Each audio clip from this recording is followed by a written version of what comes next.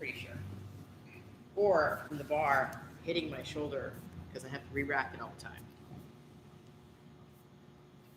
Don't worry, guys. Mira's shoulder's fine. Ugh. Venting live to the world. It hurts. Yeah. The good news is Mira has never sustained an injury in jiu-jitsu. It's only been like weightlifting. So ipso facto, jiu-jitsu is like way better than weightlifting.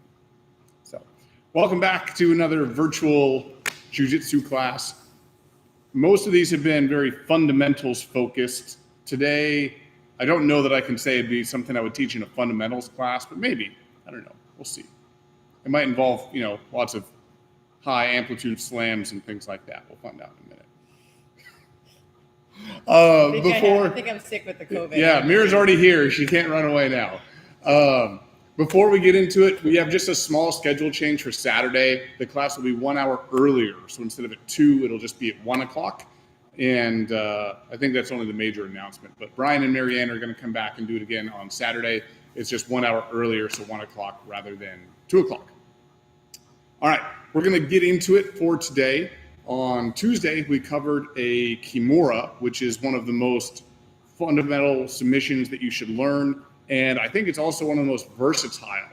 It's one of the only submissions that is accessible for just about everybody, from the top position, from the bottom position, and even from standing position. You can use it offensively, defensively, from standing position, and can chain it where you just sort of stay on it like one of our dogs on one of their favorite toys or something like that, and you pull and pull and pull, and the dog just stays right on it. And the Kimura can kind of be that way too. And so what we're going to look at today is a little bit more of an unorthodox way to get to the Kimura, and I think it's one that is pretty valuable and is good to have in the arsenal. So a quick intro to it. We're actually going to be looking at it from the turtle position for today. And so I think what I'm going to do is have Mira orient at about a 45-degree, kind of like this right here, and maybe just right here, and then we'll go ahead and get into it. All right. So in the turtle position, we're going to see one of two sort of types of turtle from our partner, okay? And from a vocabulary standpoint, we can call them an open turtle or a closed turtle. A closed is where she's going to try to not let me have any entry into this inside space. So if you can demonstrate that, she's going to get as closed down as she possibly can. And then an open turtle is going to be where, so the downfall of the closed turtle for Mira is her base is very narrow, and so it's easy to tip her over. I'm going to pull you onto your right side here. Really easy to tip her over. She'll just fall right over right there. Okay. Hard for me to get inside position, easy for me to tip her over. The opposite of that is where she might be like facing out, her legs wide, maybe even her arms a little bit wide, so her knees go much, much wider, and very hard for me to tip her over from here, much more accessible for me to get to the inside position. Okay. If I have an easy route at the inside position, usually I like to just get my knee right in there, and I can start going for some of the chokes and some of the other attacks that we've learned. If she's in the closed turtle, it can be more difficult to do that. I like getting my knee on that inside. That's one of my favorite things, but it's not always available. Sometimes it's a little bit more difficult to get, and the space might only allow for my hand, which is of course a lot smaller than my knee. And so I might enter the turtle that way. So if I'm going to do this, I'm going to be in a position where this back leg is up. So my knee is a little bit higher than her tailbone back here. You guys see this back leg? My leg is up. Okay. And I'm down nice and close to her. I might even put my cheek on her shoulder blades to keep a little weight on her, to make it hard for her to just get up. And so what I'm going to do is I'm going to take my right hand and I'm going to go into a wrist ride. So I'm going to enter that little space, and I'm going to get Mira's right hand from here. Okay? And this is the arm I'm going to be trying to extract out of the turtle position. And I need to try to isolate it so I can use leverage and weight and pressure in order to do this. So I'm going to keep my shoulder and I'm going to put my shoulder onto Mira. And as I keep my shoulder on her, I'm going to spin this way. And if you can imagine that my shoulder is still on her, her arm can start to get pried out of this a little bit. Okay, let's spin Mira about 90 degrees this way so we can see on the other side. Right?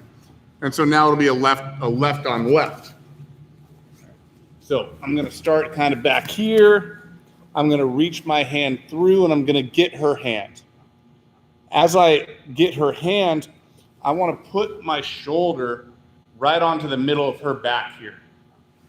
And then I'm going to start walking out. And eventually her arm is going to start popping out. You guys see how I have this here. Because I'm keeping my shoulder right on her back, I can start to leverage this up, and it's hard for her to stop it. I've got a really good control. Okay? I can even start to come to put my knee down to make my grip adjust or something like that if I need to. You okay so far? Okay. So let's look one more time. Because this part's usually the trickiest for most people. So I'll show this a few times. So same side. The left is the one you want me to do it on, right? Yeah. Okay.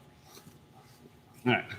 So, and remember, if I'm in this side-to-side turtle, I won't be able to get the inside position. It'll be too difficult to try to get that.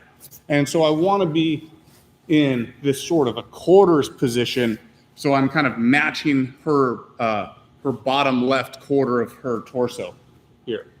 So my left hand punches through, and it's going to go to her wrist right here. I'm going to pull her wrist in toward her knees, and I'm going to put my shoulder pressure on her. Okay? Now, if I'm doing this against somebody my size, the next part, I'm going to make sure my knees are off the ground by a lot so that all my weight is going into my partner. But because Mira's so much lighter than me, I'm going to keep my knees on the ground for now to intentionally not squish her too much. Okay? So just pretend my knees are off the ground. Let's see how my shoulder is still on her. And eventually this is going to start popping up like this. What I want to try to do is get one leg on either side of her head so that I have room to start lifting this and start capturing my Kimura from here. So what I've done now is make a grip transfer. It used to be my left hand holding her wrist, and now it's my right hand, and my left hand is instead holding my own wrist. Okay? I'm going to try to make sure her hand stays behind her back, and realistically, you're not going to get your partner to tap out from here because it's really easy for them to roll either to their side or their back, and that's what we're expecting. So as I start to push her hand, she's going to roll to her side or her back, and now I can start to finish my Kimura. Maybe I'm here, she's going to be ready to tap out with her right hand, and we get the tap out right from there. So let's look at this one more time. And if you guys are viewing and you want to see a different angle or anything like that, pop that into the chat so we can go ahead and make that happen for you here in real time. I think this is probably the best angle for you. And I also know this one has a lot of moving parts and a lot of, kind of twists and turns. And so if there's another angle we can show you from, just let us know. All right, so we're in right here. I come in and I get my left hand on the wrist. And if you're practicing at home and you're following along, if you're in Mira's roll, keep your head up a little bit so you don't accidentally get punched in the mouth as my hand comes through there.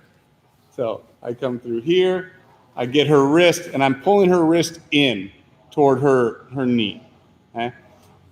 I keep that control, I put my shoulder on her, and I start to walk around. And as I'm walking around, her arm is going to start prying out of here. So I'm applying downward pressure on her shoulder, upward pressure on her wrist, and then I come make my grip switch. I don't want her to grab her belt or something, so I try to keep her hand way up here, and this time I'll keep her on her side. I try to kind of sit on her head, I put her hand behind her back, and I make it come to me, and then we get the tap out. Right there. So it's a strong attack from Turtle, something that I think will actually probably surprise your opponent quite a bit. They don't necessarily see that one coming. And once you get the hang of it, you can really use your weight and leverage to make the move happen successfully. You're not really being reliant on muscle or being stronger than your partner or anything like that. So let's have Mira go ahead and do it on me now.